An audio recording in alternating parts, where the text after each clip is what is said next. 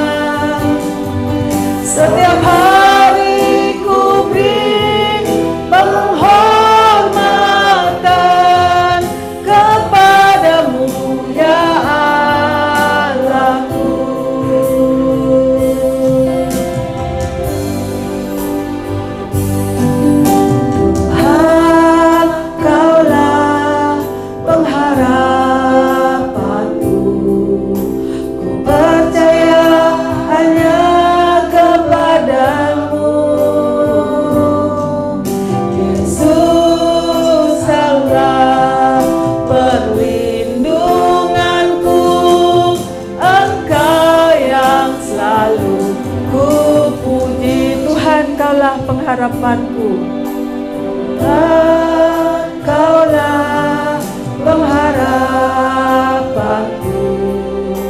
Ku percaya hanya kepadamu,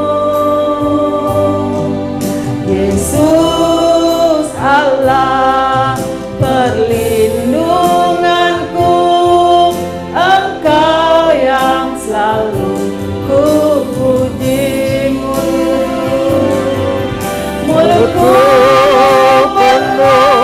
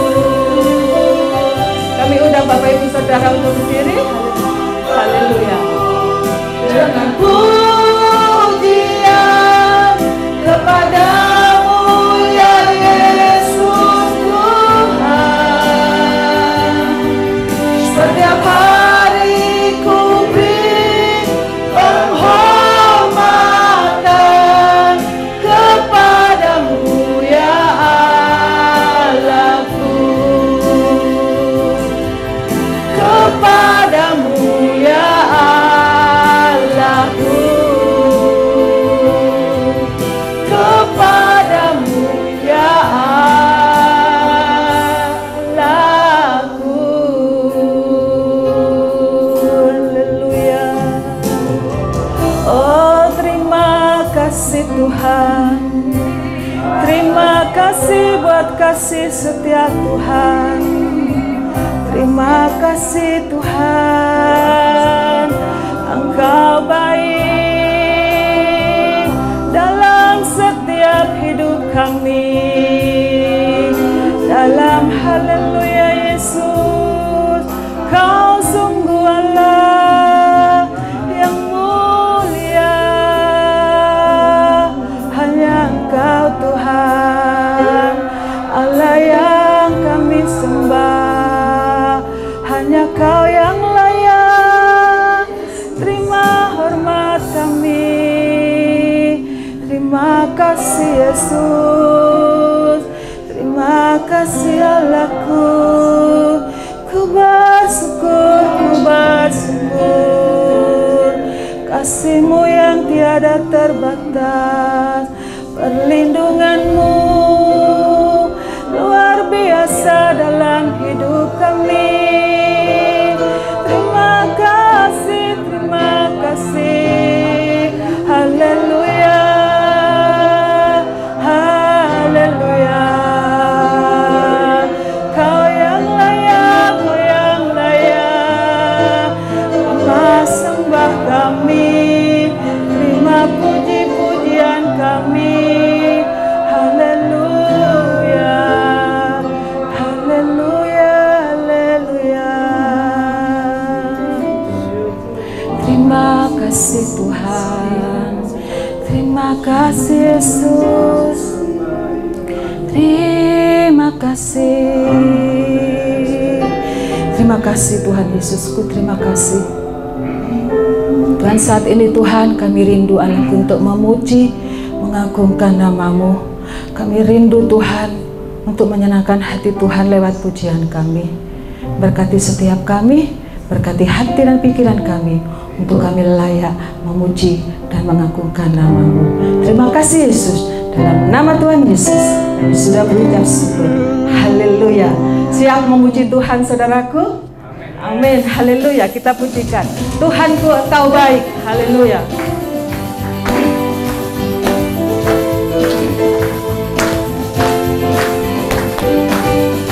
Dengan hati bersyukur masuki hadirat-Mu, membawa pujian bagi-Mu Yesus. Ku memandang wajah-Mu, bersuka di depan-Mu, menceritakan kasih-Mu.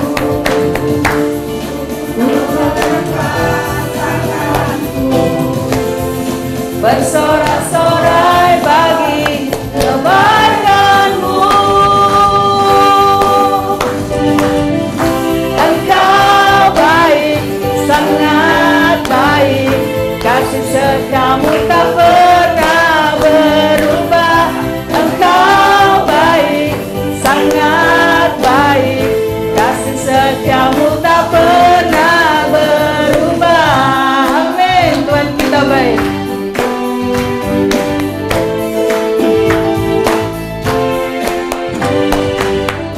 Dengan hati bersyukur masuk ke hadirat-Mu, membawa pujian bagi-Mu Yesus. Ku memandang wajah-Mu, bersuka di hadapan-Mu, sambil menceritakan kasih-Mu. Ku mengangkat tanganku, bersorak-sorai bagi kebaikan-Mu. Kau baik, baik, sangat baik. Kasih setiamu tak pernah berubah. Engkau baik, sangat baik. Kasih setiamu tak pernah berubah. Engkau baik, sangat baik. Kasih setiamu tak pernah berubah. Engkau baik, sangat baik. Kasih setiamu tak pernah berubah.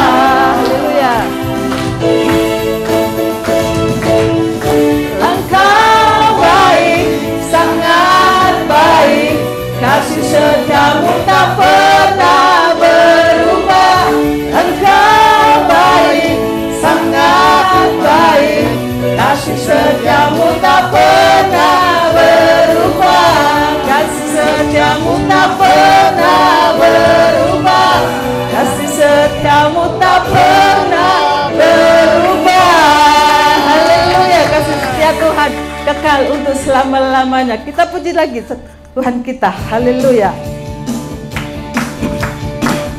Sebab Tuhan adalah Tuhan yang benar.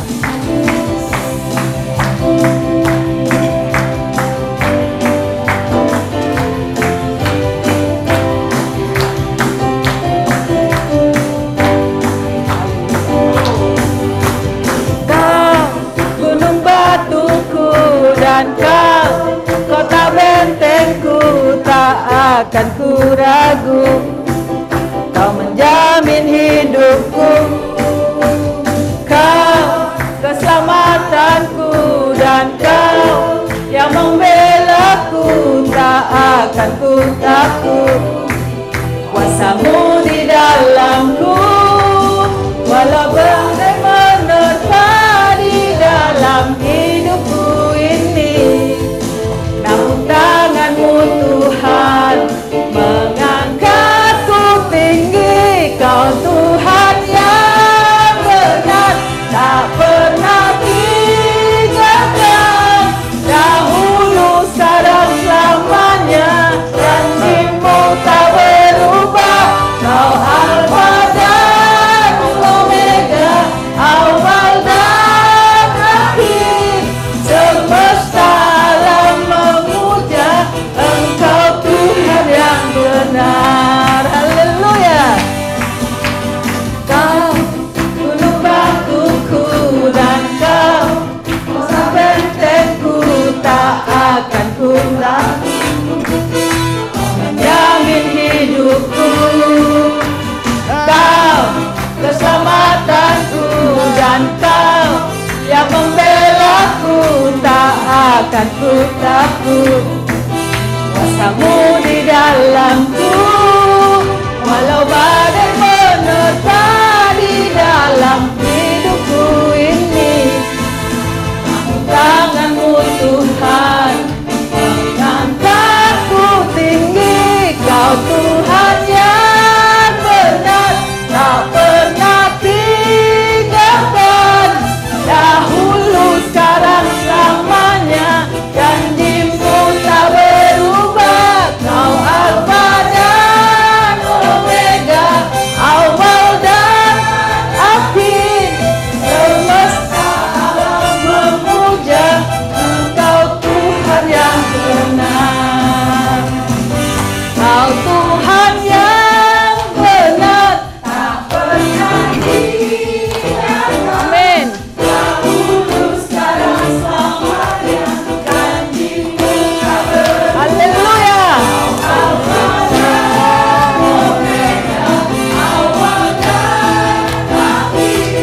Semesta alam memuja Engkau Tuhan yang benar. Haleluya. Kau Tuhan yang benar, tak pernah tinggalkan. Dahulu, sekarang, selamanya, janjimu tak berubah. Kau Alfa dan Omega, awal dan akhir. Semesta alam memuja Engkau Tuhan yang benar. Semesta alam memuja, semesta alam memuja, semesta alam memuja Engkau Tuhan yang benar. Oh, haleluya. Silakan duduk saudaraku. Haleluya, kita akan masuk dalam renungan firman Tuhan. Kita siapkan hati kita siapkan pikiran dan telinga kita, supaya apa yang Tuhan pendengarkan pada pagi hari ini membuat iman kita lebih baik di dalam Tuhan. Haleluya. Bimbinglah kami ya Yesusku, di sepanjang jalan hidup kami. Bimbinglah aku ya Yesus,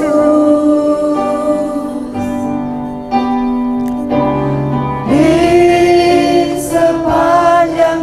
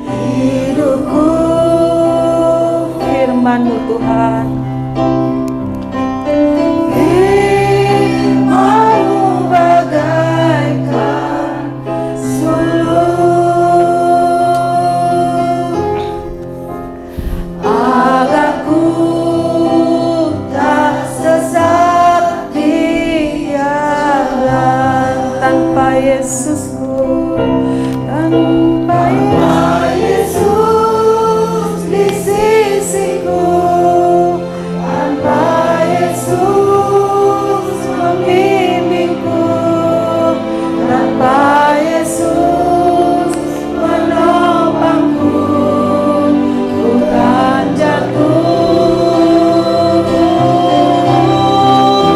Dengan Yesus di sisiku, dengan Yesus membimbingku, dengan Yesus menopangku, ku tak jatuh. Undang saudaraku untuk berdiri. Bimbinglah aku, ya Yesus, di sepanjang jalan hidupku, benar Tuhan.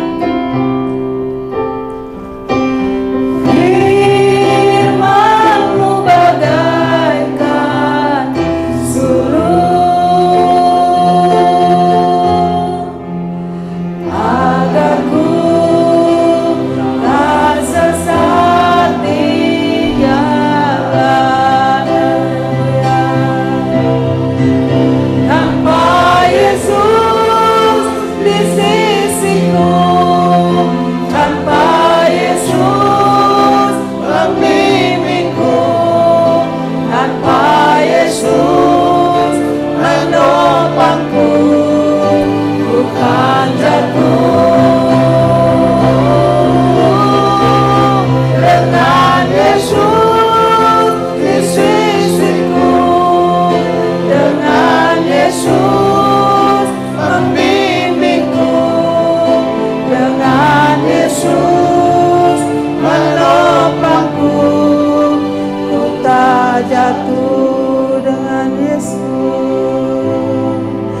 dengan Yesus menopangku, ku tak jatuh. Saya persilakan hambanya.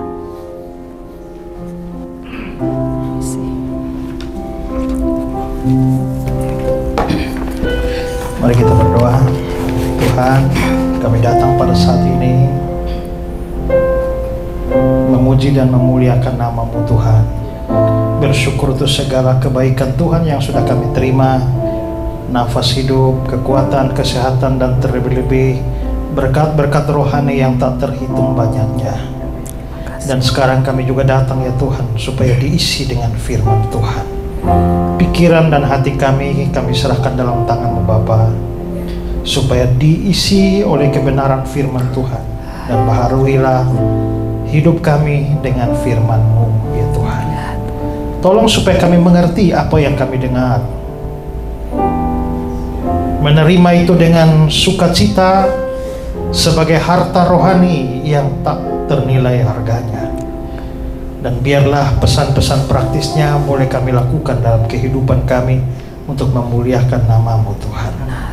Kami sadar dosa menjadi penghalang kami menerima berkat-berkat rohani dari firman Tuhan.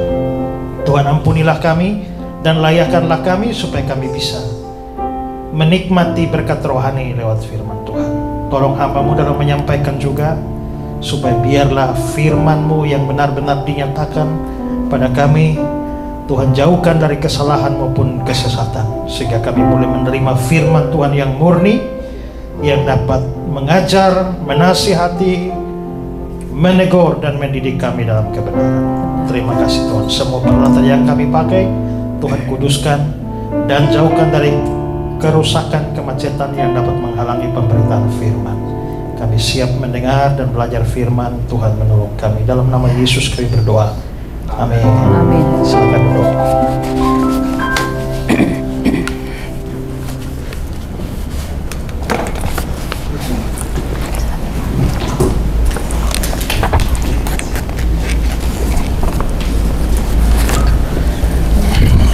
Baik, shalom.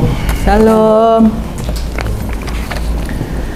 Kita akan belajar firman Tuhan hari ini, dan tema yang saya angkat hari ini adalah pemegang kunci. Dan ini sebenarnya mau merujuk kepada Tuhan kita Yesus Kristus, bahwa Tuhan Yesus Kristus adalah pemegang kunci. Tapi sebelum saya masuk kepada ini lebih dalam, ada hal penting di dalam apa yang disebut sebagai hermeneutika. Hermeneutika itu ilmu penafsiran Alkitab. Nah, salah satu poin dari hermeneutika itu adalah pada waktu kita menghadapi sebuah kata, maka kita memperhitungkan bahwa kata-kata di dalam Alkitab itu mempunyai makna yang variatif. Ada kata-kata yang maknanya harfiah atau literal. Selanjutnya ada kata-kata yang bermakna simbolik atau simbol. Dan ada kata-kata yang bermakna figuratif atau kiasan.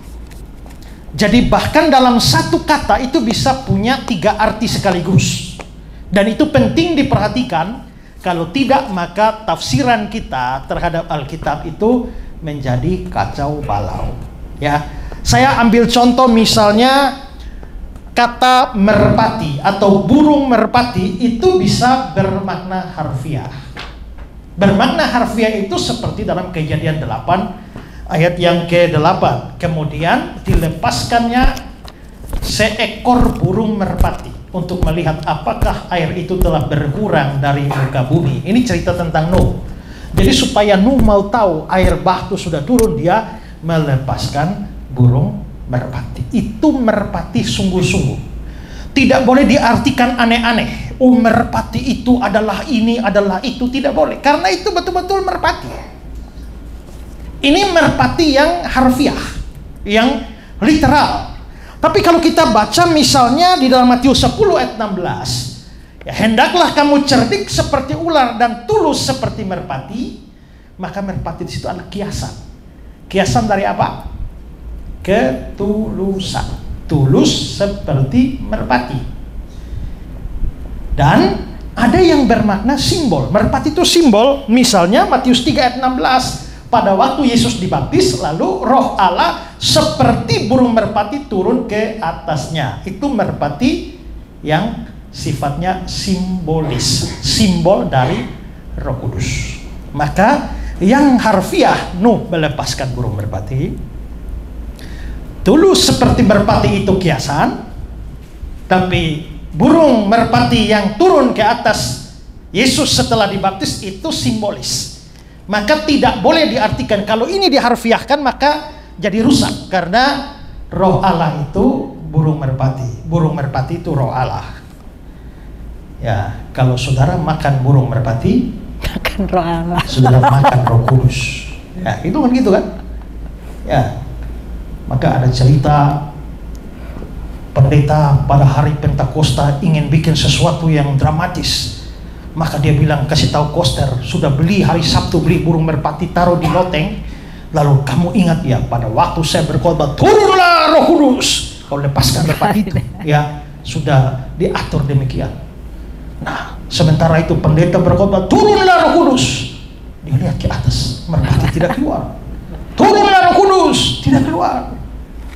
Dia mungkin koster kurang dengar, dia teriak, turunlah Roh Kudus. Tiba-tiba Merpatinya ngantuk, nggak mau turun. Pendeta, Roh Kudus sudah dimakan kucing. Maksudnya merpati dimakan kucing. Jadi jangan diharfiahkan. Tapi sementara Nuh melepaskan burung merpati tidak boleh diartikan aneh-aneh. Saya pernah ikut kebaktian pemakaman. Lalu saudara, pendetanya khotbah, saudara-saudara, hidup itu seperti burung merpati. Merpati yang terbang, dilepaskan oleh Nuh, terbang ke sana kemari, tapi dia tidak mempunyai tempat meletakkan kakinya. Dan pada waktu hari sudah senja, yaitu di ujung hidup kita masing-masing, dia hanya datang kembali ke Nuh dengan membawa sepucuk daun zaitun segar. Itulah iman dan pengharapan kita kepada Kristus. Nah, itu namanya merpati sungguh-sungguh yang literal. Dia mulai mencari kiasannya. Itu salah. Saya beri contoh lain, misalnya dari kata pedang. Ya, coba lihat Matius 26:51. Ini pada waktu Yesus mau ditangkap. Tetapi seorang dari mereka, itu Petrus, yang menyertai Yesus mengulurkan tangannya, menghunus pedangnya, meletakkan kepada hamba imam besar, sehingga putus telinganya. Petrus potong telinga orang pakai pedang. Itu pedang sungguh-sungguh. Tidak boleh artikan yang lain-lain. Karena ada orang berkata, saudara-saudara, Petrus itu pada waktu itu menghadapi musuh, dia ambil pedang, bicara tentang pedang itu adalah bicara firman Allah. Maka melawan musuh harus dengan firman Allah. Masalahnya habis itu Tuhan Yesus bilang, Petrus, sarungkan pedangmu. Siapa bermain dengan pedang akan mati dengan pedang. Kalau memang itu firman Allah, kenapa Tuhan Yesus tegur Petrus pakai firman Allah? Pedang di situ betul-betul pedang sungguh-sungguh. Tapi kalau kita lihat Roma 13 ayat 4, karena pemerintah adalah hamba Allah untuk kebaikanmu. Tapi jika engkau berbuat jahat, takutlah akan dia, takutlah akan pemerintah, karena tidak percuma pemerintah menyandang pedang. Itu bukan harfiah, karena pemerintah tidak kemana-mana bawa pedang. Zaman dulu orang menghukum, termasuk hukum mati, itu dengan pedang.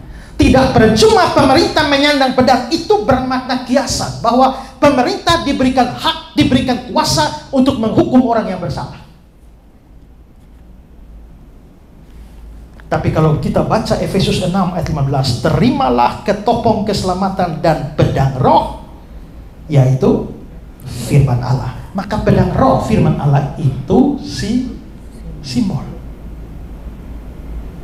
Ini salah satu perlengkapan senjata Allah yang diambil dari perlengkapan perang tentara Roma, yaitu senjata, yaitu pedang. Maka disebut sebagai pedang itu simbol dari firman Allah.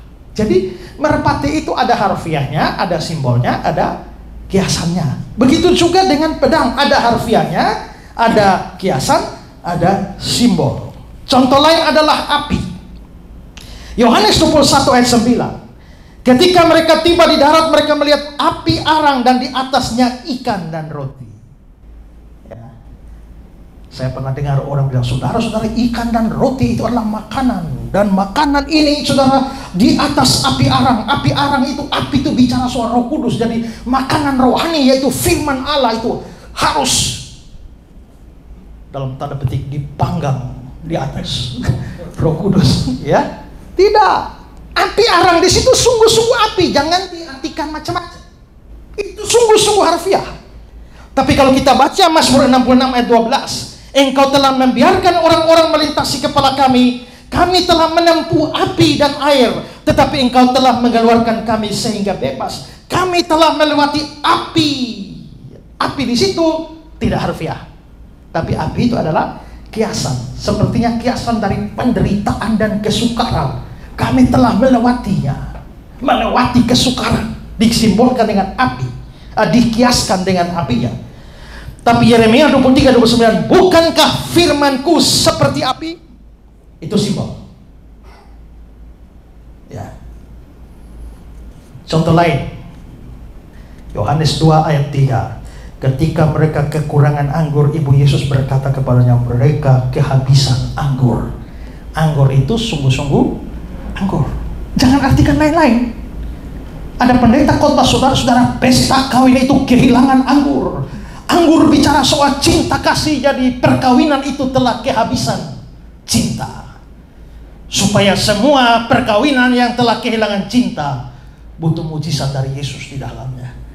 Memang benar pesannya, tapi anggur di sana bukan cinta. Itu anggur sungguh-sungguh. Ya.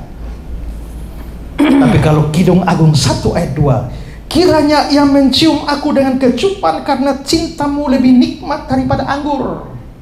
Nah, anggur di sana bisa dianggap sebagai kiasan untuk cinta. Sedangkan anggur dalam perjamuan kudus adalah simbol dari darah Yesus. Nah, jadi waktu kita menemukan kata-kata di dalam Alkitab, kita harus bisa memastikan ini harfiah, literal, ini simbolis, atau ini kiasan. Kalau tidak, maka pemahaman kita pada Alkitab, penafsiran kita pada Alkitab akan kacau. Dan murid-murid Yesus pernah mengalami hal seperti itu. Ketika Yesus berkata, berhati-hatilah terhadap ragi orang Yahudi. Mereka bingung. Oh, dia mengatakan itu gara-gara 5 roti dan 2 ikan tadi. Padahal Yesus bicara kiasan, mereka maknai harfiah. Pada waktu Yesus bilang, rombak bait Allah ini dalam 3 hari aku akan bangun kembali.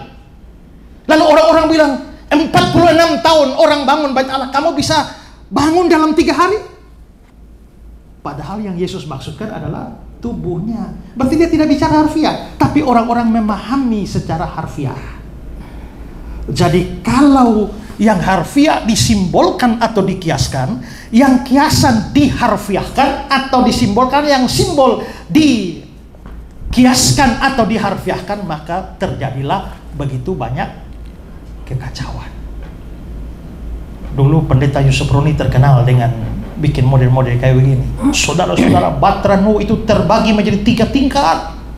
Kenapa 3 tingkat? Karena itu bicara soal Allah Tritunggal, Allah Bapa, Allah Anak, Allah Roh. Masalahnya abis itu binatang-binatang masuk di situ. Binatang masuk di Allah Tritunggal atau bagaimana? Ya. Nah, jadi itu sedikit pengantar dari saya untuk memahami makna kata. Sekarang kalau kita mau bicara soal Yesus pemegang kunci, maka kunci itu juga kita harus paham bahwa kunci yang kita bicarakan di sini tidak bermakna harfiah. Ya. Kunci ini bisa bermakna simbolis. Dan itu adalah simbol dari kuasa, dari otoritas. Kita lihat contoh Matius 16 ayat 19. Dia bilang, kepadamu akan kuberikan kunci kerajaan sorga.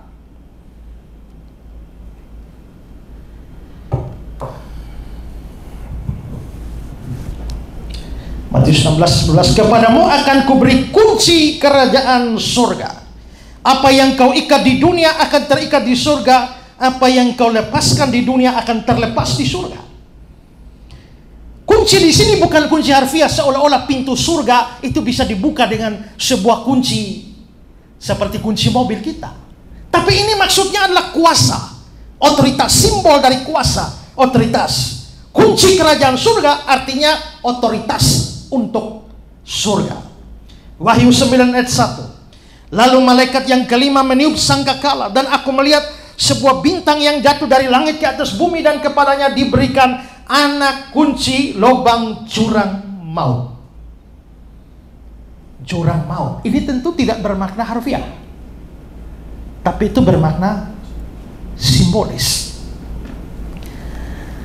Kuasa. Jadi kunci itu adalah kuasa atau otoritas, simbol dari itu. Jadi kunci itu simbol dari apa? Ya tergantung apa yang dikatakan dalam sebuah teks. Contoh ya, Lukas 11:52.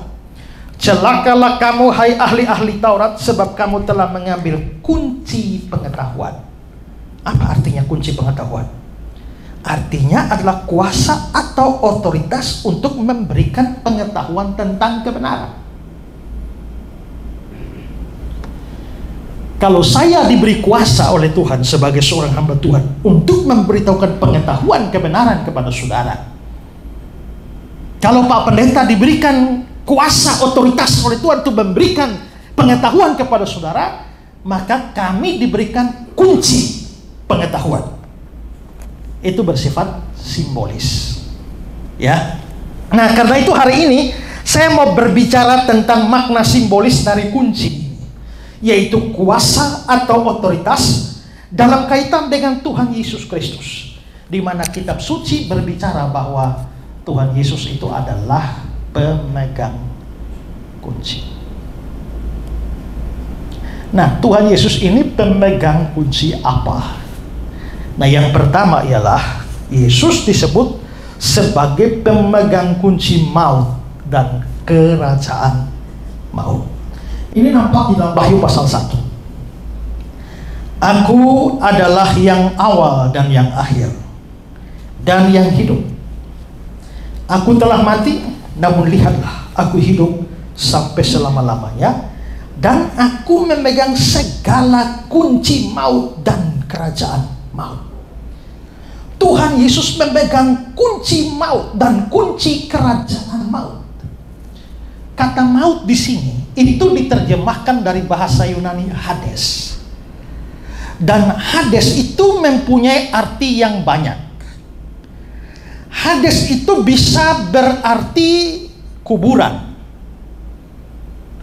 Hades itu bisa juga berarti neraka. Tapi Hades juga bisa berarti keadaan kematian yang di dalam Perjanjian Lama banyak diterjemahkan sebagai dunia orang mati. Itu Hades.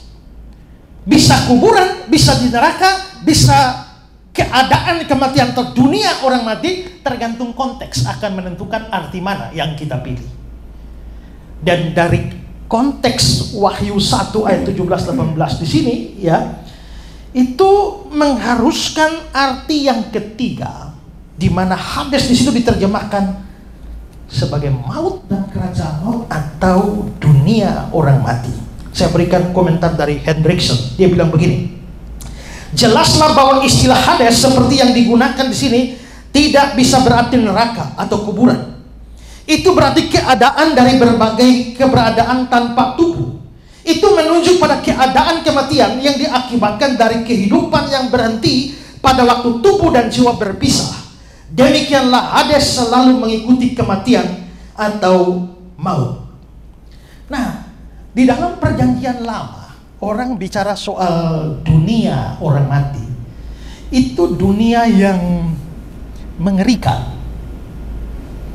Di mana di dalam beberapa bagian Alkitab itu digambarkan sebagai sebuah tempat yang penuh dengan kegelapan. Ya, saya ambil contoh ya. Kita lihat Ayub pasal 10. 21-22. Sebelum aku pergi di sini bukan harfiah. Maksudnya pergi, maksudnya mati. Sebelum aku pergi, aku mati dan tidak kembali lagi, tidak bangkit lagi ke negeri yang gelap dan kelam pekat. Jadi dunia orang mati disebut negeri yang gelap dan kelam pekat, ke negeri yang gelap gulita, tempat yang kelam pekat dan kacau balau, di mana cahaya terang serupa dengan kegelapan. Cahaya terang serupa dengan kegelapan. Itu gambaran soal dunia orang mati. Nah, tapi secara simbolis juga dunia orang mati ini digambarkan ada pintunya. Coba lihat Ayub 38 ayat 17. Apakah pintu gerbang maut tersingkap bagimu? Ataukah pernah engkau melihat pintu gerbang kelam pekat? Tadi kita lihat gambaran soal kelam pekat itu gambaran dunia orang mati. Dan di sini ada kata-kata pintu gerbang maut, pintu gerbang kelam pekat.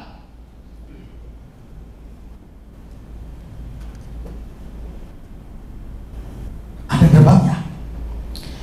Lalu Mazmur 9:14. Kasihanilah aku ya Tuhan, lihatlah sengsaraku disebabkan oleh orang-orang yang membenci aku. Ya Engkau mengangkat aku dari pintu gerbang maut. Mazmur 118 ada kata-kata pintu gerbang maut. Yesaya 38 ayat 10, pintu gerbang dunia orang mati.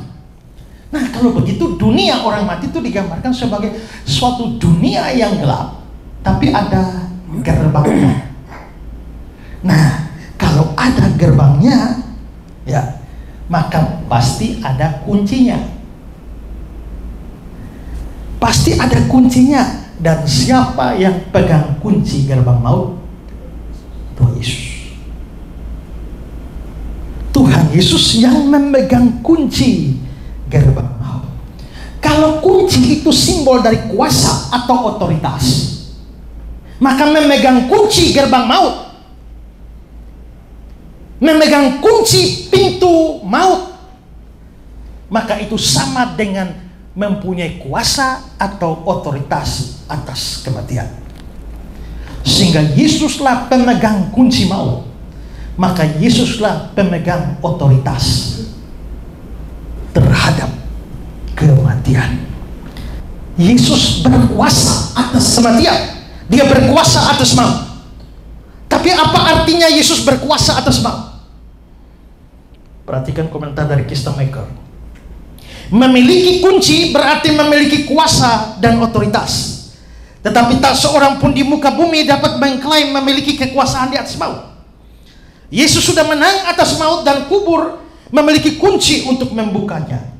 Apakah kunci ini adalah kunci maut dan Hades? Ataukah kunci ini memberi seorang kuasa atas maut dan Hades? Sudah semestinya jika Yesus yang telah mengalahkan maut dan Hades berkuasa atasnya dan sekaligus memiliki kuncinya. Jadi genetif objektif atau genetis subjektif ini gak usah terlalu dipusingkan, ini dalam struktur bahasa Yunani ya, dapat dikenakan kepada Yesus walaupun dia telah berkuasa penuh atas maut dan kubur. Dari tafsiran yang diberikan Kistemaker, kita bisa melihat bahwa Yesus itu disebut punya kuasa atas maut. Ya, itu bisa mempunyai beberapa arti. Yang pertama, itu artinya Yesus mengalahkan maut atau kematian. Ini ditunjukkan dengan konteks dari ayat yang kita baca tadi. Perhatikan, lihat Wahyu 1, 17, 18. Di bagian akhir, aku memegang segala kunci maut dan kunci kerajaan maut. Tapi mengapa dikatakan kalimat ini? Nah, itu geser ke atas, ada ayat 17 dan 18a. Aku adalah yang awal dan yang akhir, yang hidup. Aku telah mati, namun lihatlah aku hidup sampai selama-lamanya. Setelah dikatakan Yesus hidup sampai selama-lamanya, barulah muncul kalimat aku memegang segala kunci maut dan kunci kerajaan maut. Berarti Yesus sebagai pemegang kunci itu berkaitan dengan kuasanya mengalahkan maut atau mengalahkan kematian.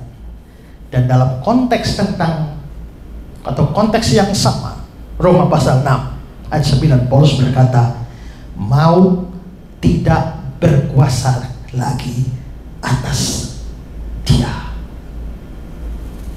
Semua manusia itu di bawah kuasa maut.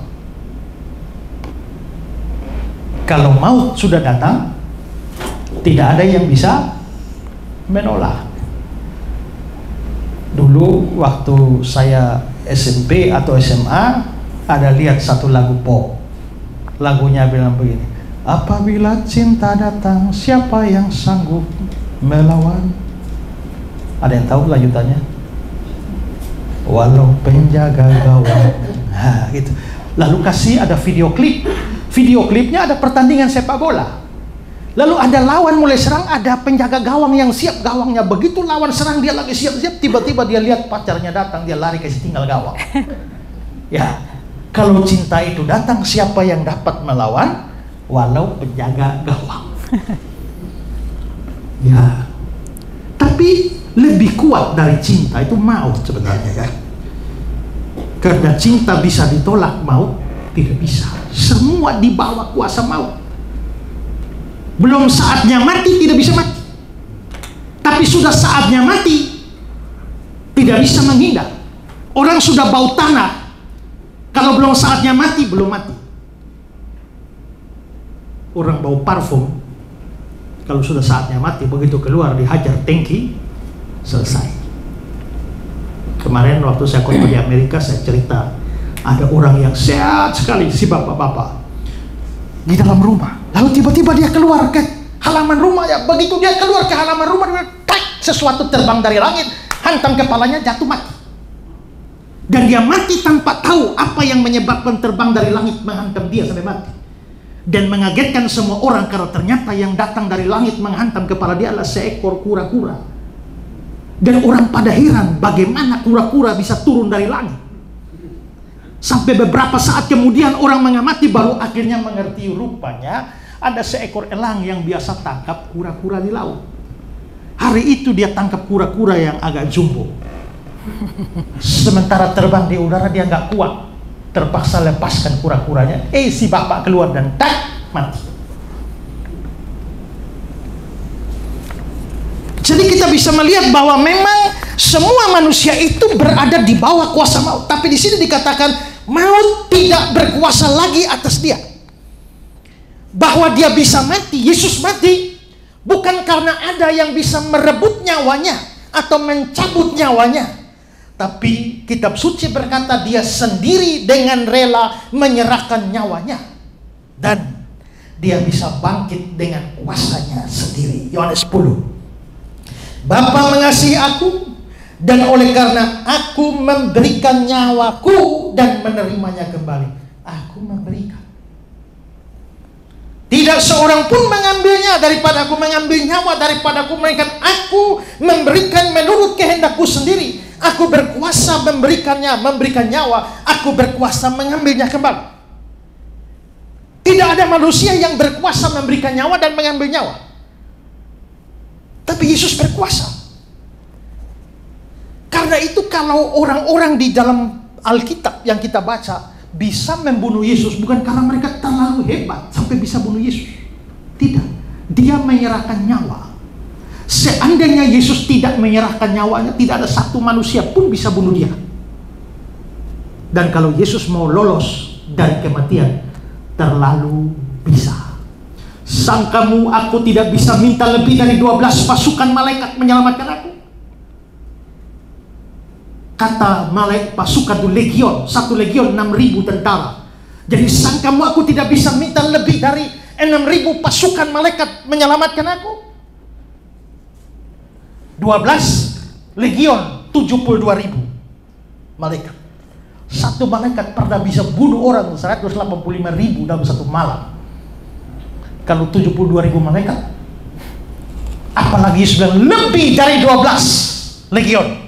Yesus bisa panggil lebih dari 72.000 malaikat, lebih. Kalau dia mau selamat, tentu bisa. Tapi dia tidak melakukan itu. Jadi kalau dia mati, memang dia mau mati. Makanya ketika orang Islam tanya, bagaimana Yesus bisa jadi juru selamat, sedangkan menyelamatkan diri dari salib saja tidak bisa? Jawab gampangnya adalah, ya kalau memang dia tidak mau mati, tidak usah datang. Memang dia datang untuk mati. Kalau dia datang untuk mati dan tidak jadi mati, itu namanya gagal. Tapi kalau datang untuk mati dan ternyata mati, itu berhasil. Dan Yesus tidak bisa gagal, makanya dia mati. Jadi kalau sampai dia bisa mati, itu karena dia menyerahkan nyawanya. Karena itu dia berkata dalam Yohanes 11 ayat 25, akulah kebangkitan dan hidup. Dalam 2 Timotius 1 ayat 10, dan yang sekarang dinyatakan oleh kedatangan juru selamat kita Yesus Kristus, yang oleh Injil telah mematahkan kuasa maut. Dia mematahkan kuasa maut, kuasa kematian. Dan pada akhirnya dia sendirilah yang akan memusnahkan kematian. Wahyu 20:14, maut dan kerajaan maut itu dilemparkan ke dalam lautan api. Nah, yang bisa melakukan ini hanya satu orang, Yesus Kristus. Nabi, rasul, pemimpin agama, tokoh agama pun tidak bisa. Makanya ada yang tulis makam Muhammad berisi, makam Konghucu berisi, makam Abraham berisi, makam nabi-nabi berisi, makam Yesus kosong. Pendeta Stephen Tong pernah khotbah, karena kuburan para pendiri agama itu berisi, maka hati umatnya kosong. Tapi Yesus Kristus itu kuburnya kosong, maka hati pengikutnya berisi. Yesus mengalahkan kematian dengan kebangkitannya dari antara orang mati. Berarti dia punya otoritas. Arti yang kedua adalah Yesus berkuasa menentukan maut atau kematian bagi semua orang. Ini artinya otoritas atas maut. Kalau Yesus memegang kuasa atau otoritas atau kunci pintu gerbang maut, maka dia dapat membuka dan dia dapat menutup sesuka hatinya. Dia berkuasa memasukkan dan mengeluarkan orang dari dalam maut atau kematian. Artinya, mati hidupnya seseorang sebenarnya bergantung di tangan Yesus juga sebagai Tuhan dan Allah. Lihat Yohanes 5:21. Sebab sama seperti Bapa membangkitkan orang-orang mati dan menghidupkannya, demikian juga Anak menghidupkan barang siapa yang dikehendakinya. Yesus menghidupkan siapapun yang dikehendakinya.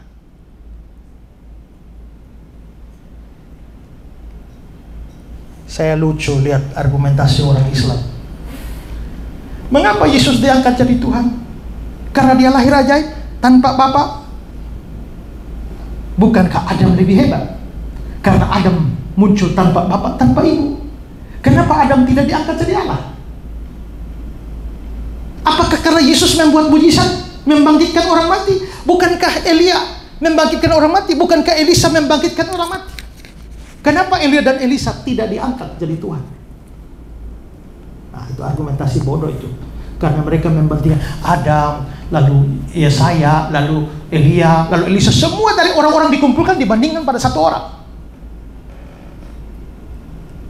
Tapi lebih daripada itu, mereka tidak bisa melihat bahwa nabi-nabi, bahkan rasul-rasul membangkitkan orang mati itu, mereka berdoa dulu. Mereka membutuhkan kuasa Tuhan untuk membangkitkan orang mati. Tapi Yesus tidak. Memang waktu Yesus bangkitkan Lazarus, dia pernah berdoa kan? Dia berdoa dulu baru bangkitkan Lazarus. Tapi dia berdoa untuk apa? Baca baik-baik itu ayat. Yesus tidak berdoa supaya dari tidak punya kuasa membangkitkan orang mati, lalu punya kuasa membangkitkan orang mati. Tidak. Karena orang banyak ini aku meminta. Jadi Yesus meminta kepada Bapa, berdoa supaya pada waktu dia bangkitkan Lazarus, orang-orang yakin bahwa dia datang dari Bapa. Bukan supaya dia punya kuasa membangkitkan.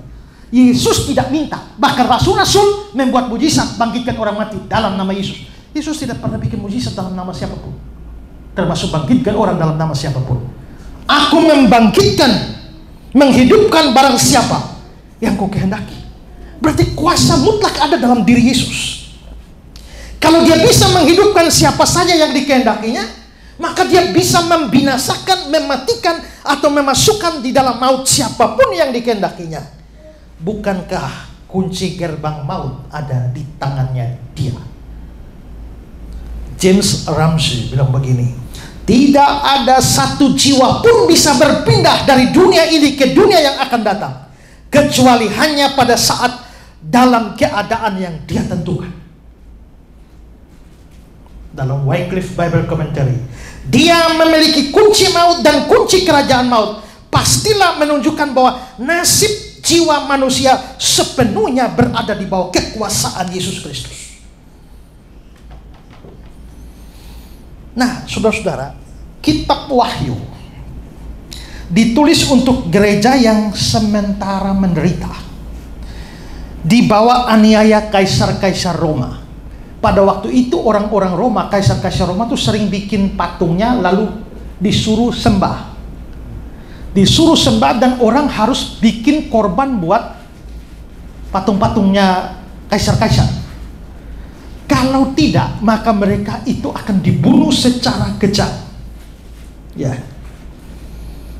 Nah, tetapi dengan dikatakannya ayat ini, hendak dikatakan bahwa biarpun mereka membunuh orang-orang Kristen, kalau sampai mereka bisa bunuh orang Kristen itu semata-mata karena Tuhan Yesus menghendaki mereka mati. Kalau Tuhan Yesus tidak menghendaki orang mati, tidak bisa mati.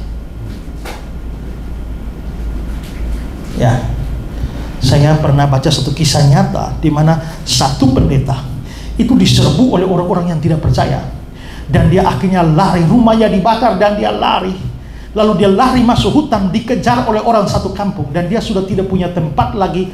Dia hanya duduk di situ sambil menyerahkan dirinya pada Tuhan, dan orang-orang musuh-musuh Kristen itu datang, lalu senter persis di biji matanya dia, dan dia pikir selesai, dia tamat. Tapi anehnya mereka senter di biji matanya, tapi mereka lewat.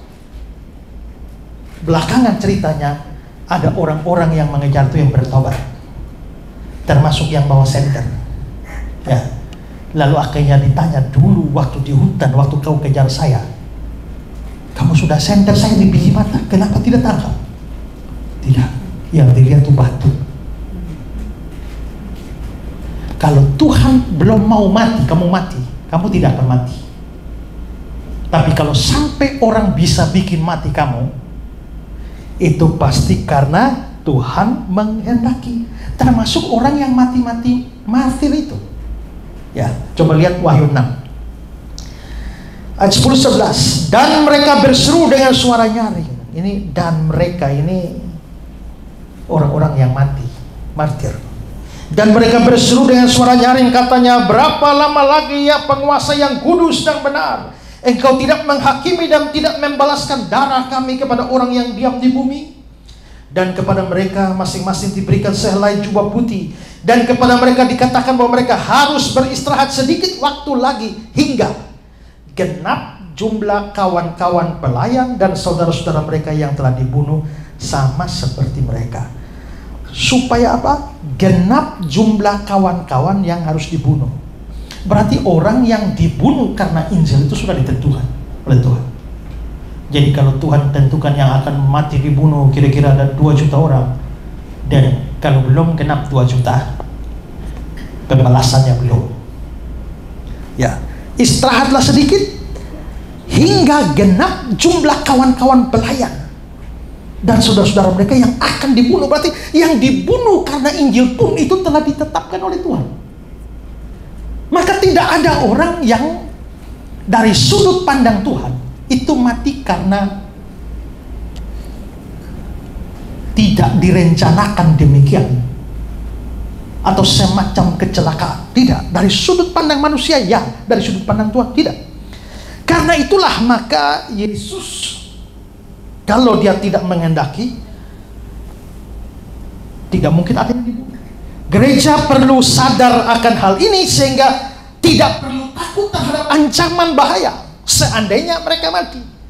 Dalam Matius 10 Tuhan Yesus bilang begini, jangan kamu takut kepada mereka yang dapat membunuh tubuh tapi tidak berkuasa membunuh jiwa. Takutlah terutama kepada Dia yang berkuasa membinasakan baik jiwa maupun tubuh di dalam neraka. Bukankah burung pipit dijual 2 ekor seduit? Namun seekor pun daripadanya tidak akan jatuh ke bumi di luar kehendak Bapamu, dan kamu rambut kepalamu pun terhitung semuanya. Jangan kamu takut. Bukankah burung pipit dijual 2 ekor seduit? Namun seekor pun di bumi tidak akan jatuh ke bumi. Jatuh ke bumi itu ditafsirkan 2 macam oleh para penafsir. Ada yang menafsirkan bahwa burung itu tidak akan terbang lalu hinggap di bumi di luar kehendak Bapa.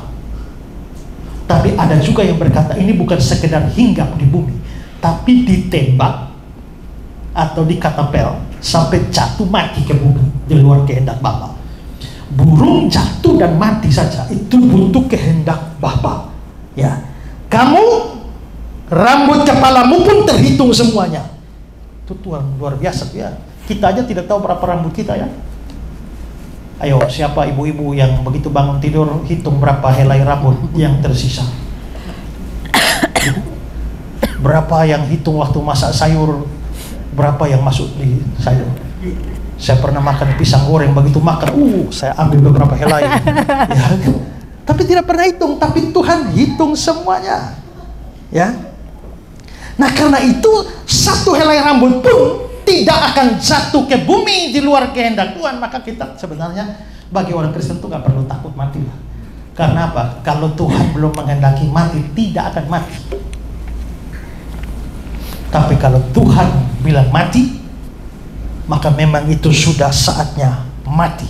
Maka mati hidup kita ada di tangan, bukan di tangan kita, bukan di tangan manusia lain, bukan di tangan dokter, bukan di tangan dukun, tapi hanya di tangan Tuhan Yesus.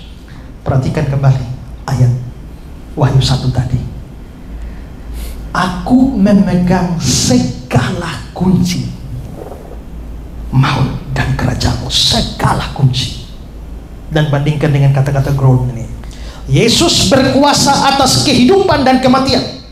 Hanya Dia sendiri, tidak ada yang lain. Karena Dia memegang segala kunci. Kebiasaan pada zaman itu, jika orang ingin menyimpan sesuatu yang penting atau berharga, mereka menggunakan beberapa anak kunci yang diberikan kepada beberapa orang, agar hanya dengan cara bersama-sama mereka dapat membuka kunci.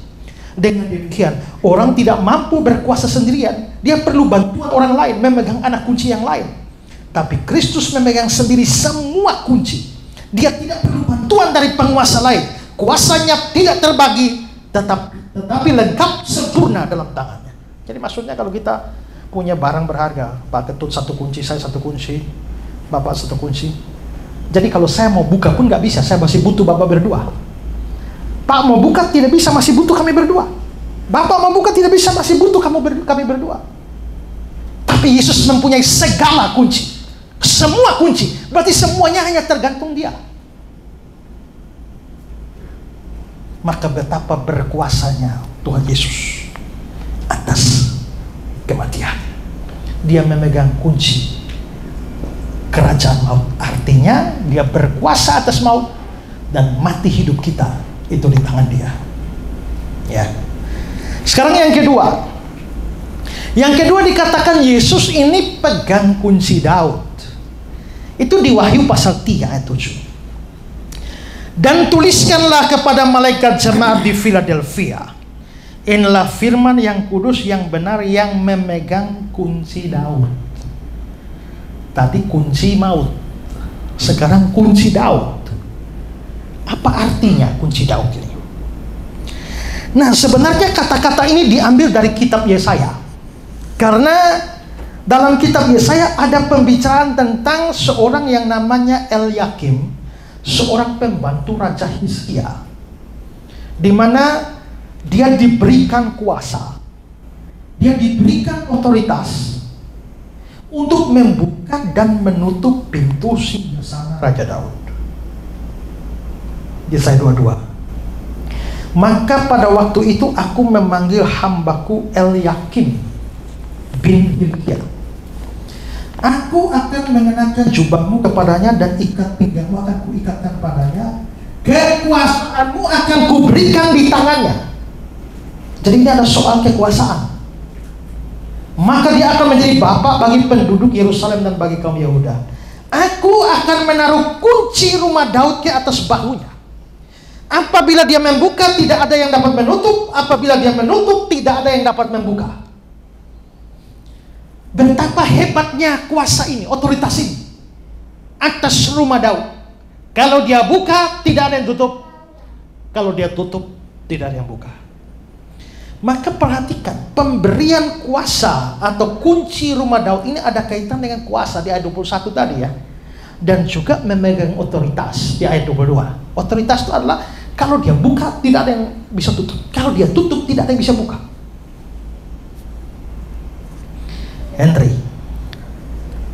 pengangkatan Elyakim digambarkan lebih jauh dengan menaruh kunci rumah Daud ke atas bahunya. Ayat 22 tadi ya. Sebagai pengurus istana, dan karena diserahkan kunci, maka apabila dia membuka, tidak ada yang dapat menutup. Apabila dia menutup, tidak ada yang dapat membuka. Dia bebas masuk ke dalam gedung harta benda, emas, perak, rempah-rempah, dan ke dalam gedung persenjataan dan perbendaharaan. Dia juga berkuasa mengatur barang-barang persediaan untuk kepentingan umum sesuai dengan apa yang dipandangnya pantas. Dia menempatkan siapa saja yang dikehendakinya sebagai bawahannya dan mengeluarkan siapa yang diingininya. Jadi dengan dipegangnya kunci rumah Daud, maka Elyakim memegang kuasa penuh atas rumah atau istana Daud. Itu kunci Daud.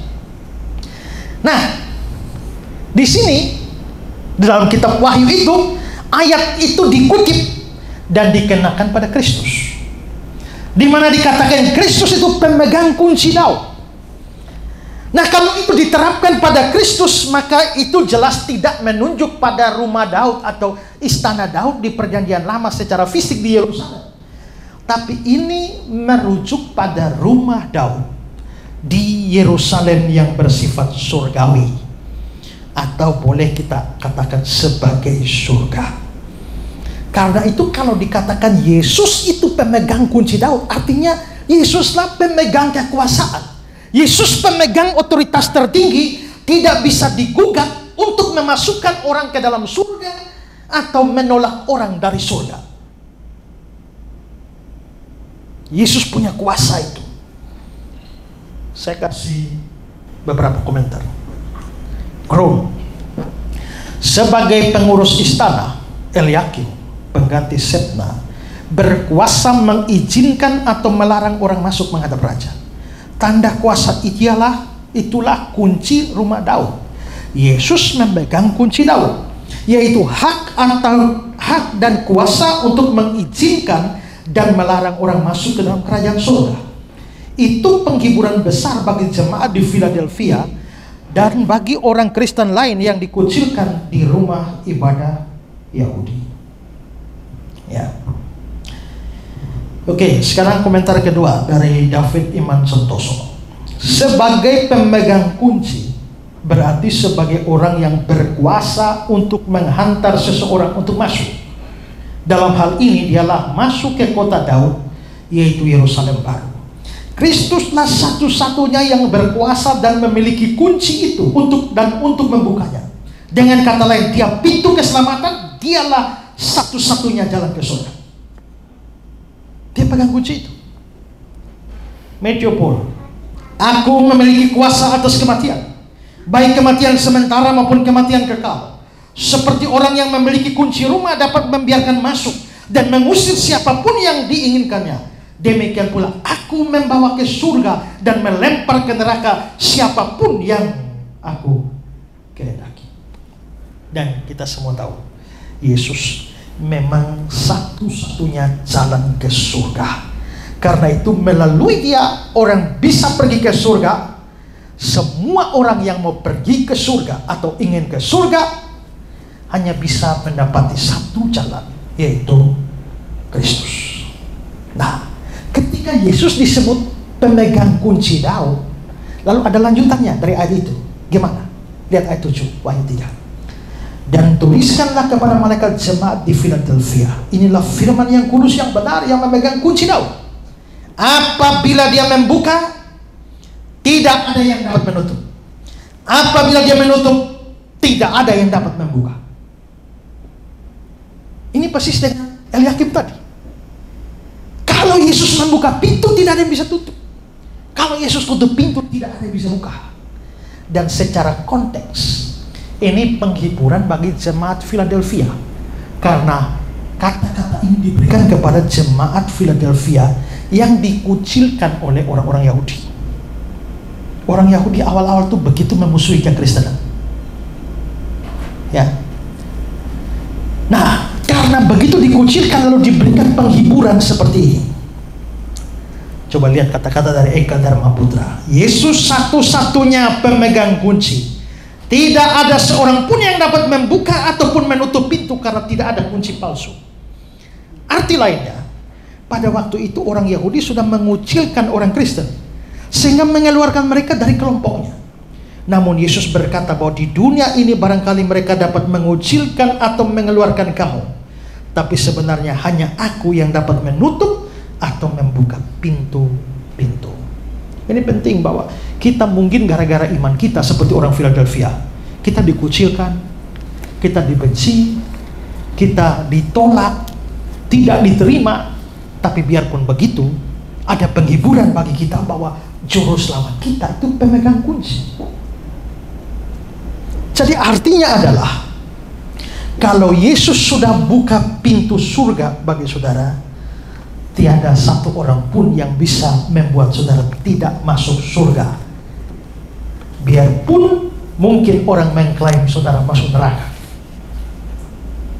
Sebaliknya, jika dia menutup pintu surga untuk saudara, tidak ada satu pun bisa buat saudara masuk surga. Muhammad tidak bisa, Konghucu tidak bisa, Buddha Gautama tidak bisa, sekalipun mereka mengklaim saudara masuk surga.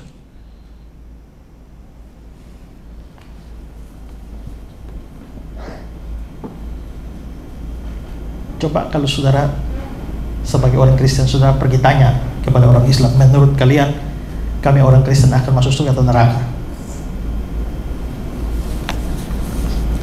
Pasti mereka akan bilang kamu akan masuk neraka jahanam. Berarti mereka bisa menyatakan kita masuk neraka. Tapi kalau Tuhan Yesus yang buka pintu surga, tidak ada orang bisa tutup. Tapi coba lihatlah pemimpin-pemimpin agama lain, pasti akan bicara kepada umatnya bahwa kita akan pergi ke surga. Tapi mereka ngomong begitu, tapi kalau Tuhan Yesus tutup pintu, lu bisa tembus. Kalau dia tutup, tidak ada yang bisa buka. Ya, Matthew Henry bilang, Yesus Tuhan kita menggambarkan kuasanya sendiri sebagai pengantara dengan merujuk pada hal ini, bahwa dia memegang kunci Daud, dan dengannya apabila dia membuka tidak ada yang dapat menutup, apabila dia menutup tidak ada yang dapat membuka. Kuasanya dalam kerajaan sorga dan dalam mengatur semua perkara di kerajaan itu bersifat mutlak, tidak bisa diganggu gugat dan tidak bisa dikendali. Jadi semua kuasa, semua otoritas di tangan Kristus. Ini tidak berarti bahwa persyaratan untuk masuk surga yang diberikan firman Tuhan diabaikan. Karena syarat untuk selamat yaitu percaya. Jadi Tuhan pun tidak mungkin akan memasukkan orang tidak percaya ke surga atas otoritasnya, atau atas otoritasnya dia melemparkan orang percaya ke neraka. Tidak menabrak hal-hal itu. Yesus tidak mungkin melakukan sesuatu bertentangan dengan firman Tuhan yang lain. Jadi maksudnya adalah Kristus pegang kunci surga. Ada orang-orang tertentu yang diberikan kunci itu juga. Coba lihat Matius 16. Kepadamu akan kuberikan kunci kerajaan surga. Apa yang kau ikat di dunia akan terikat di surga. Apa yang kau lepaskan di dunia akan terlepas di surga. Ini Tuhan Yesus ngomong sama siapa? Petrus. Kepadamu kuberikan kunci kerajaan surga. Kalau kita perluas juga itu bagi semua kita atau bagi hamba-hamba Tuhan, maka apakah kita sama dengan Yesus? Tidak. Karena kita ini, Yesus pemegang kuncinya, dia berikan kepada orang-orang tertentu, pelayan-pelayannya, dan pelayan-pelayannya bisa salah.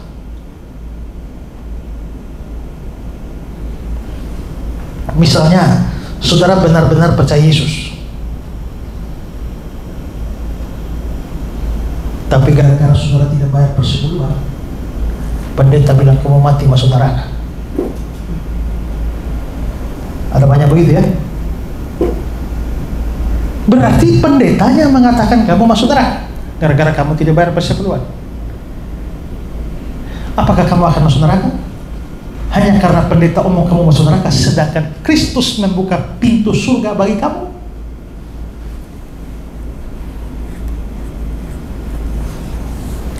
Atau kamu tidak percaya Yesus, tapi pada waktu mati pendeta mengatakan almarhum sudah bersama-sama dengan Bapa surgawi dalam kerajaan surga. Kalau saudara nggak percaya Yesus, pendeta bilang saudara sudah masuk surga. Apakah saudara akan masuk surga hanya gara-gara pendeta bilang saudara di surga? Sedangkan Kristus menutup pintu surga bagi kamu.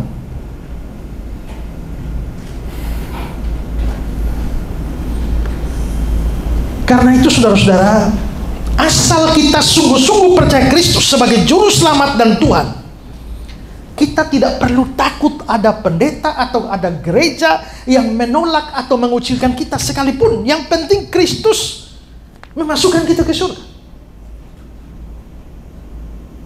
Sebaliknya, kalau saudara tidak sungguh-sungguh percaya Kristus, jangan senang kalau ada gereja atau pendeta yang memberikan jaminan saudara masuk surga, padahal saudara bukan orang percaya sungguh-sungguh. Karena orang bisa menganggap diri pewaris surga, tapi Tuhan bisa tolak dia, Yesus bisa tolak dia. Ya, lihat Matius 7. Pada hari terakhir, banyak orang akan berseru kepadaku, Tuhan, Tuhan, bukankah kami bernubuat demi nama-Mu? Oh ini, bukankah kami mengusir setan demi nama-Mu, pakai nama Yesus? Mengadakan mujizat demi nama-Mu juga? Ini pasti mereka KKR kesembuhan ilahi. Banyak ini. Pada waktu itu aku akan berterus terang kepada mereka dan berkata, aku tidak pernah kenal kamu. Bagaimana mereka bisa usir setan dalam nama Yesus, bernubuat dalam nama Yesus, bikin mujizat dalam nama Yesus, tapi Yesus tidak kenal mereka, bahkan tidak pernah mengenal mereka. Enyahlah daripadaku kamu sekalian pembuat kejahatan. Berarti orang bikin sembuhkan orang dalam nama Yesus, bikin mujizat, bikin nubuat, itu bisa berbuat kejahatan. Ya, karena terlalu banyak tipu-tipu juga di dalam dunia rohani ini. Ada seorang pendeta namanya Michael Jurage. Dia satu kali bikin KKR dan kesembuhan ilahi dan banyak orang sembuh, termasuk seorang perempuan yang mulutnya bengkok namanya Esther Mwende. Mulutnya bengkok, dalam nama Yesus lurus. Haleluya, semua puji Tuhan. Berapa minggu kemudian heboh karena Esther Mwende kumpul wartawan lalu cerita bahwa sebenarnya saya tidak disembuhkan secara ajaib. Mulut saya baik-baik saja, tapi saya dibayar oleh Michael Jurage berpura-pura mulut bengkok lalu pergi ke KKR, lalu didoakan, lalu sembuh. Dan dia berjanji membayar, tapi setelah KKR itu berjalan, dia tidak bayar-bayar juga. Akhirnya dia bongkar kasusnya. Berapa banyak model seperti itu? Saudara nanti lihat video di YouTube Miracle for Sale. Bagaimana seorang yang tahu dia seorang ahli di dalam praktek-praktek semacam itu, dan dia tahu bahwa ada banyak orang bikin KKR kesembuhan ilahi itu tipu-tipu. Itu tidak berarti bahwa kesembuhan ilahi sungguh-sungguh tidak ada. Ada, tapi banyak yang tipu-tipu. Lalu akhirnya dia memanggil seorang namanya Nathan, seorang ahli senam. Lalu dia poles dia menjadi pendeta penyembuh. Melatih dia gaya berkhotbah, melatih trik-trik bagaimana caranya menarik kaki panjang, kaki pendek bisa sama panjang. Melatih bagaimana caranya menjatuhkan orang, bikin mujizat. Bagaimana orang buta tiba-tiba melihat, itu dilatih. Setelah dilatih lalu dia dilepas. Dan dia lepas dan dia bikin KKR dan banyak orang sudah percaya. Habis itu baru si Nathan mengaku, saya ini hanya ini dalam praktek penipuan saja. Lihat Miracle for Sale. Berarti di dalam banyak, bahkan ada orang yang pendeta yang dalam KKR ribuan orang di stadion, lalu dia tutup mata tiba-tiba bahasa roh, lalu dia bilang, Tuhan bicara pada saya, ada seorang ibu baju merah duduk di sana, di antara ribuan manusia, sudah mengalami kanker 2 tahun dan dokter sudah angkat tangan, turun ke sini, turun. Dia menangis, katanya Tuhan bicara pada saya. Tapi apa yang terjadi? Setelah diselidiki, waktu masuk di depan pintu stadion itu sudah ada petugas yang tanya-tanya, ibu sakit apa? Lalu sudah diantar berdiri di sana. Lewat earphone jarak jauh dia posisi timur bagian sana, baju merah, ada ibu sudah kena kanker 2 tahun, dokter sudah angkat tangan. Lalu pendeta dari atas mimbar, Tuhan bicara kepada saya. Orang di sana tidak tahu apa-apa. Wow. Tapi penipuan. Maka di dalam banyak kasus itu, orang justru berbuat kejahatan dengan menggunakan nama Tuhan. Maka Yesus bilang, enyahlah daripadaku kamu sekalian pembuat kejahatan. Orang-orang yang bikin mujizat banyak seperti ini. Mungkin bagi manusia, mereka pasti hamba Tuhan besar, pasti masuk surga. Tapi kalau Tuhan tutup pintu surga bagi mereka, mereka tidak bisa masuk. Kalau begitu lihatlah betapa hebatnya Tuhan kita. Pegang kunci maut dan kunci rumah Daud, kunci surga. Kalau saudara tinggalkan Yesus, ganti yang lain, rugi dong, ya kan? Tapi kalau punya Yesus, saudara harus bersyukur bahwa Tuhan kita berkuasa atas maut dan kematian, berkuasa atas surga. Maka hidup kita di tangannya dan keselamatan kita di tangannya juga. Maka kita bersyukur kalau dia buka pintu, tidak ada yang bisa tutup, dan kalau dia tutup pintu, tidak ada yang bisa terpujilah Tuhan kita Yesus Kristus. Amin. Oke, sebelum kita berdoa, ada yang mau tanya? Ya, silakan. Saya mau tanya, Pak. Tadi Pak Esra mengatakan bahwa kematian itu Tuhan yang pegang. Seperti Pak Esra juga tadi menjelaskan kematian seorang martir ataupun yang lainnya Tuhan yang menentukan. Nah, pertanyaan saya, bagaimana dengan kematian itu karena campur tangan manusia? Contoh, seperti di luar negeri kalau suntik mati dilegalkan karena mengalami penderitaan seperti penyakit kanker karena dia tak tahan, akhirnya dia memilih untuk suntik mati sehingga keluarga dikumpulkan dan tanda tangan semua sudah setuju. Akhirnya dokter menentukan, oke, tanggal sekian, jam sekian kita akan melakukan suntik mati. Nah, seperti itu gimana, Pak? Apakah itu juga dalam kendali Tuhan sehingga kematian itu dipercepat atau lebih ekstrim, misalkan matinya karena bunuh diri, padahal harusnya dia masih hidup long life, tapi karena dia melakukan bunuh diri sehingga dia mati. Dan itu apakah juga kehendak Tuhan sehingga dia mati dalam keadaan seperti itu? Oke, kalau dia mau bunuh diri dan Tuhan belum kehendaki dia mati, dia bisa mati nggak? Nggak. Ada orang yang bunuh diri di Kupang dari jembatan, begitu loncat, biasanya orang mati. Kali itu dia nyangkut di pohon, patah-patah memang, tapi akhirnya tidak jadi mati. Jadi kalau dia mau bunuh diri, tapi Tuhan belum menetapkan dia mati, bisakah dia mati? Tidak. Tapi kalau dia akhirnya jadi mati, memang saatnya dia mati seperti itu. Pokoknya belum saatnya mati, nggak bisa mati. Dan Tuhan sudah menetapkan mati kapan. Tuhan, batas engkau tentukan batas umurku. Tapi kalau orang mati bunuh diri misalnya, berarti kalau berhasil Tuhan tetapkan, ya. Tapi itu tidak berarti bahwa orangnya tidak bersalah. Nah, itu butuh pembahasan panjang antara relasi antara ketetapan Tuhan dan tanggung jawab manusia. Gitu. Oke. Ada lagi? Siap Bapak. Saya hanya ingin mohon pendapat dari Bapak Esra. Ini ada cerita yang baru Bapak katakan tentang KKR ya, istilahnya nabi palsu. Di gereja saya dulu di kota ya, itu kebetulan saat itu saya tidak hadir karena saya masih sekolah, istri yang hadir di situ. Maka gembala ini sudah seperti biasa, sudah beberapa kali mengundang seorang pendeta dari Jakarta itu.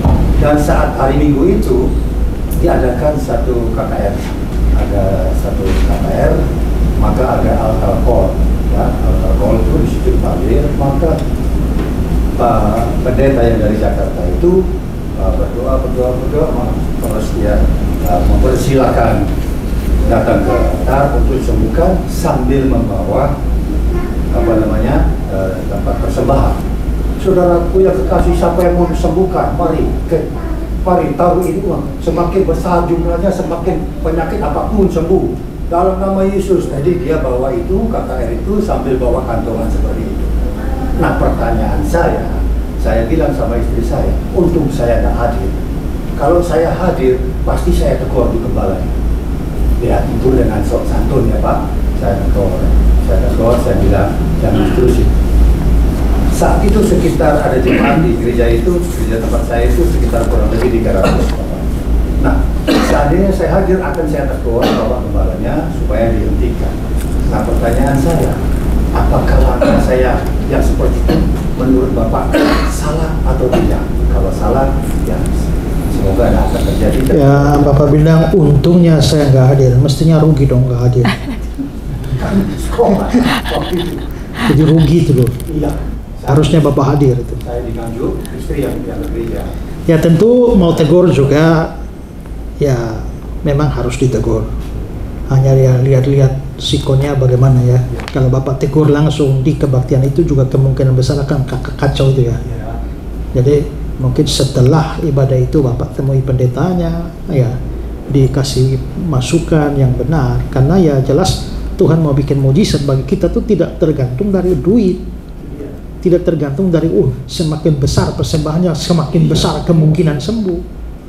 Ya, bahkan Petrus bilang emas dan perak tidak ada padaku. Jadi itu juga bahkan dia bisa memberikan kesembuhan pada orang-orang miskin, orang-orang buta, orang-orang timpang yang jelas tidak mempunyai apa-apa. Ya. Saat itu Bapak Gembalanya ada duduk di belakang. Saat itu sambil duduk, tapi juga. Apakah juga harus diperhitungkan apakah memang pendetanya punya pandangan demikian, atau mungkin pendeta juga tidak diduga ternyata orang yang diundang dari Jakarta bikin begitu, jadi pendeta juga nggak setuju, hanya sudah terlanjut. Nah itu juga harus dicek juga. Dibiarin sampai selesai Pak. Ya. Nah, seperti itu. Jadi saya bilang kalau seperti itu semua Pak Gembalanya nggak diberitahu, maka 300 jemaat berbeda 300 itu sudah mendapatkan hal yang sesat. Ya, pokoknya hati-hati, kita tidak anti bahwa Tuhan bisa membuat mujizat. Ya. Kita tidak anti itu, sepanjang ada Tuhan yang Maha Kuasa, Dia sanggup membuat mujizat apapun. Tapi ya kita harus ingat juga bahwa selain mujizat dari Tuhan, ya juga bisa pekerjaan setan juga bisa, rekayasa manusia juga bisa, trik-triknya juga bisa, gitu. Lalu ada kesembuhan psikologis. Kesembuhan psikologis itu di lapangan dia sembuh, nanti sampai pulang kambuh lagi. Nah, itu kesembuhan psikologis juga. Jadi tidak selamanya semua kasus kesembuhan itu sungguh-sungguh dari Tuhan. Karena kalau kita lihat di Alkitab juga nabi-nabi palsu, ya rasul, guru-guru palsu, itu juga mereka akan mengadakan banyak tanda yang sekiranya mungkin menyesatkan orang-orang pilihan. Kedatangan si pendurhaka akan disertai dengan rupa-rupa perbuatan ajaib. Jadi kalau kita orang Kristen hanya tergila-gila dengan mujizat, kemungkinan disesatkan besar. Ya, kita tidak anti mujizat, tapi kalau melihat bagaimana mujizat terjadi di Alkitab itu tidak selamanya setiap zaman ada. Mujizat itu bergerombol pertama di zamannya Musa dan Yosua. Setelah itu menurun secara drastis, baru banyak lagi zaman Elisa. Setelah itu menurun lagi secara drastis, lalu banyak lagi zaman Yesus dan Rasul-Rasul. Lalu menurun lagi. Dan Alkitab bilang satu zaman di mana nabi-nabi palsu akan muncul, disertai dengan rupa-rupa mujizat. Maka itu kita harus berhati-hati. Mujizat tidak selamanya terjadi setiap hari. Tergantung definisi mujizat. Karena ada orang bilang, everyday itu mujizat. Kalau kamu bangun tidur dan bisa bernapas itu mujizat. Ya tergantung definisi mujizat. Tapi kalau definisi mujizat di dalam Alkitab adalah sesuatu yang menyimpang dari hukum alam. Mestinya kalau putus napas kan tidak bangun-bangun lagi kan. Tapi kalau itu alamiah begitu. Tapi tiba-tiba terjadi penyimpangan dari kebiasaan. Ini orang sudah putus napas 3 hari bangun. Itu terjadi penyimpangan dari yang alamiah. Nah, penyimpangan dari alamiah itu mujizat. Kalau kita di atas gedung lantai 7 loncat, dia ke bawah. Itu alamiah. Jadi kalau jatuh ke bawah itu bukan mujizat. Tapi begitu loncat tahu-tahu naik ke atas. Nah, itu berarti menyimpang dari yang alamiah. Nah, itu namanya mujizat. Nah, kalau everyday, setiap saat, setiap detik mujizat, itu berarti setiap detik kita menyimpang dari yang alamiah. Nanti yang menyimpang itu yang jadi alamiah. Maka begitu orang mati putus napas tidak bangun-bangun, mujizat, mujizat. Ada orang mati tidak bangun-bangun. Nah, itu nanti itu yang jadi mujizat. Nah, mujizat itu sesuatu yang supranatural, ya. Nah, kelihatannya kenapa di Musa dan Yosua, Elisa, Yesus Rasul-Rasul, kelihatannya tujuan utama mujizat itu adalah menandai sebuah babak pewahyuan. Dan wahyu sudah selesai. Tapi tak berarti bahwa mujizat tidak mungkin terjadi, karena mujizat bisa diberikan bukan untuk kepentingan wahyu, tapi untuk menolong umatnya, bisa. Ya, orang liberal tidak percaya ada mujizat lagi. Sebagian orang percaya setiap hari ada mujizat. Nah, kita percaya Tuhan masih bikin mujizat, tapi tidak selamanya kalau Dia mau. Karena kadang-kadang Tuhan nggak mau bikin mujizat. Si Paulus, sudah 3 kali aku berseru, Tuhan bilang cukup sudah. kasih karunia. Ya Pak ya. Nah karena itulah maka ya kita percaya, tapi berhati-hati juga karena ada banyak mujizat palsu. Ya. Oke, satu lagi kalau ada. Silakan ingat. Oh tidak ada. Baik, kita berdoa. Tuhan, terima kasih hari ini kami belajar dari firman Tuhan bahwa Tuhan Yesus Kristus pemegang kunci, kuasa, otoritas atas maut dan juga atas kerajaan surga. Terima kasih Tuhan karena kami punya Tuhan Yesus. Kami bangga punya Tuhan Yesus. Hidup mati kami ada di dalam tangan Tuhan. Bahkan sehelai rambut kami pun tidak akan jatuh di luar kehendak Tuhan. Dan kami bersyukur bahwa jikalau Tuhan telah memberikan keselamatan kepada kami melalui iman kami, tidak ada satu kekuatan manusia pun di dunia ini yang bisa mencegah kami masuk ke dalam kerajaan surga. Dan karena itu tolonglah kami untuk bersyukur senantiasa atas keselamatan yang Tuhan berikan, tetapi juga memberikan kesadaran pada kami bahwa di luar Kristus tidak akan ada orang bisa masuk ke dalam surga jikalau Kristus menutup pintunya karena ketidakpercayaan mereka. Kiranya itu boleh menyadarkan kami supaya kami mau memberitakan Injil kepada orang-orang yang belum percaya, karena kami tahu mereka tidak mungkin bisa diselamatkan kalau mereka tidak percaya kepada Kristus. Biarlah Tuhan pakai kami untuk memberitakan Injil kepada banyak orang, supaya pintu surga dibukakan Kristus bagi mereka yang kami kasihi juga. Terima kasih Tuhan untuk firman. Dalam nama Yesus kami berdoa. Amin.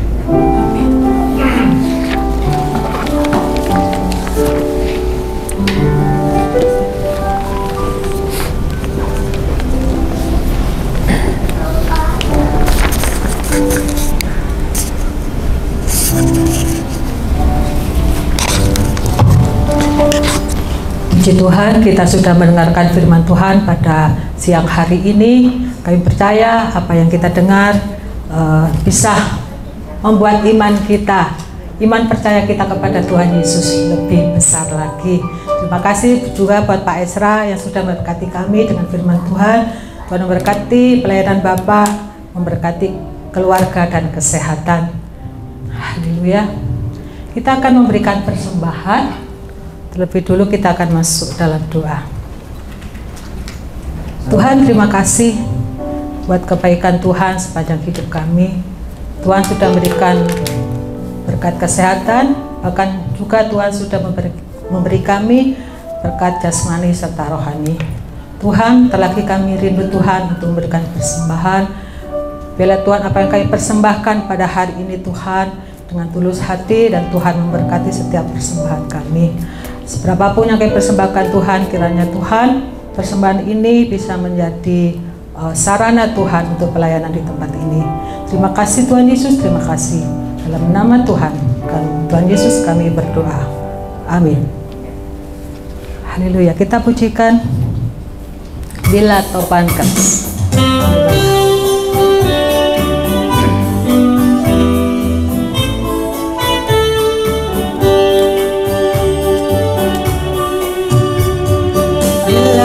Keras melanda hidupmu, bila putus asa dan letih lesu, berkat Tuhan satu-satu hitunglah, kau niscaya kagum oleh kasih-Nya. Berkat Tuhan mari hitunglah, kau kan kagum oleh kasih-Nya.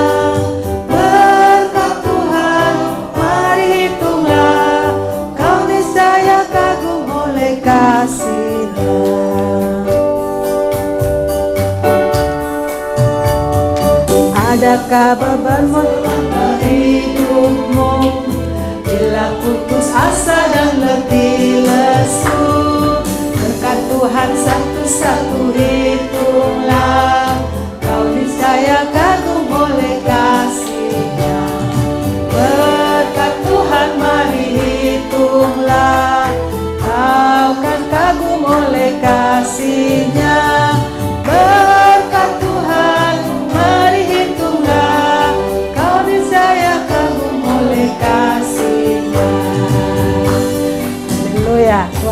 menikmati persembahan Bapak Ibu Saudara, sebelumnya kita akan dengarkan pengumuman.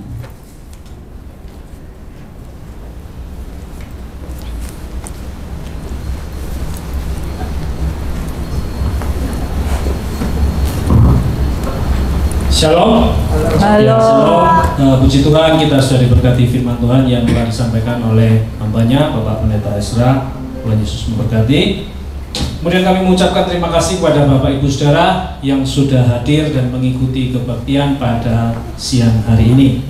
Kami juga mengharapkan kehadiran Bapak Ibu Saudara di kebaktian-kebaktian yang akan datang. Kemudian untuk pengumuman 1 minggu ke depan, untuk sementara waktu Komsel diliburkan karena bertepatan dengan tanggal merah hari Maulid Nabi ya. Kita bertemu kembali di Minggu atau Kamis yang akan datang. Kemudian bagi jemaat Tuhan yang saat ini sedang sakit atau mempunyai pergumulan dan rindu untuk kami doakan, bisa menghubungi kami selepas kebaktian ini selesai. Sekian pengumuman dari saya. Tetap jaga kesehatan. Kita bertemu kembali di minggu yang akan datang. Terima kasih. Tuhan Yesus memberkati. Shalom. Shalom.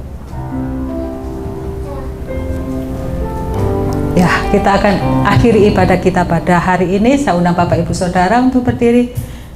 Kita pujikan Kaulah segalanya.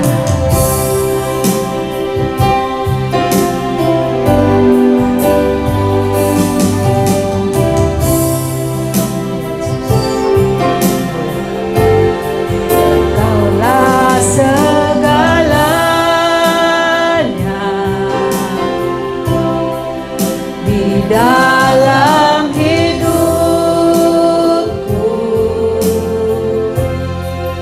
kerajaanmu, kebenaranmu, itu bagianku.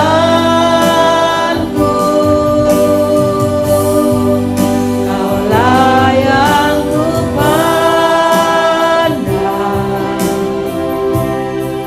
selama hidupku,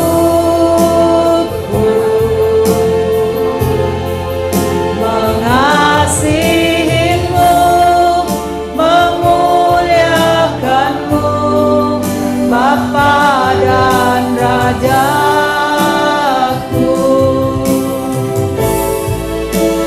Kaulah segalanya di dalam hidupku, kerajaanmu, kebenaranmu, itu bagianku. Kaulah yang kupandang, kaulah yang kupandang selama hidupku, mengasihimu, memuliakanmu, Bapa dan Rajaku. Mengasihimu, memuliakanmu, mengasihimu Tuhan. Memuliakan, mengasihimu kami Tuhan. Haleluya. Memuliakanmu,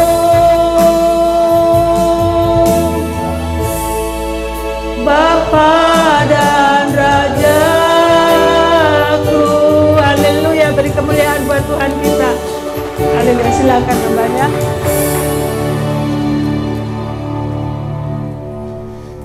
Tuhan, terima kasih Tuhan sudah sertai kami dalam ibadah ini. Kami akan segera berpisah dari tempat ini. Tapi kami menyerahkan seluruh kegiatan kami sepanjang minggu ini, baik kegiatan-kegiatan pelayanan gereja maupun juga semua kegiatan-kegiatan lain, termasuk pekerjaan kami dalam mencari nafkah selama minggu di depan kami. Tuhan berkati setiap pekerjaan kami, setiap usaha yang kami kerjakan, baik itu di toko kami atau seluruh tempat jualan kami, atau apa saja yang kami kerjakan. Tuhan berkati semua itu, dan biarlah kami kerja dengan jujur dan menikmati setiap berkat Tuhan. Kami menyerahkan juga Pak Ketut dan Ibu yang melayani di tempat ini dengan seluruh majelis dalam kegiatan pelayanan apapun sepanjang minggu ini. Tuhan sertai mereka dan berkati pelayanan ini Tuhan. Terima kasih Tuhan. Kami juga berdoa kalau ada yang masih cari kerja, Tuhan bisa menolong supaya mereka boleh mendapatkan pekerjaan untuk hidup mereka. Jauhkan kami semua dari segala macam bahaya, kerugian dan kecelakaan sepanjang minggu ini, sehingga kami boleh bekerja dalam lindungan Tuhan, dan minggu depan kami boleh kembali lagi bertemu, bersekutu dan bertumbuh dalam kebenaran firman Tuhan. Semua yang sudah ambil bagian dalam pelayanan hari ini, sekecil apapun, biarlah Tuhan berikan sukacita di hati karena kami dipakai dalam pekerjaan Tuhan yang besar ini.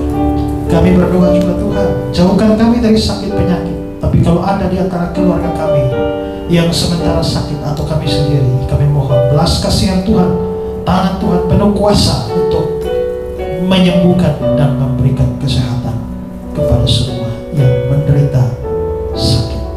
Terima kasih Tuhan. Kalau ada rencana yang kami ingin kerjakan sepanjang minggu ini, ada yang mau kami raih, kalau itu sesuai kehendak Tuhan, Tuhan buka jalan untuk kami, sehingga kami bisa meraihnya sepanjang minggu ini maupun hari-hari selanjutnya. Terima kasih untuk persekutuan yang ada di antara kami. Biarlah persekutuan dan persaudaraan, persahabatan di antara kami semakin hari semakin teguh dan saling menopang di dalam hidup ini, baik secara jasmani maupun secara rohani. Terima kasih Tuhan. Kami mohon penyertaan dan berkat-Mu bagi kami. Mari jemaat arahkan hati pada Tuhan dan terimalah berkat-Nya. Kiranya anugerah dari Tuhan Yesus Kristus, kasih sayang dari Allah Bapa, kekuatan dan penghiburan dari Roh Kudus menyertai setiap saudara dalam apapun yang saudara kerjakan seturut kehendak-Nya, mulai dari sekarang sampai selama-lamanya. Amin. Amin. Memberkati kita semua. Shalom. Shalom.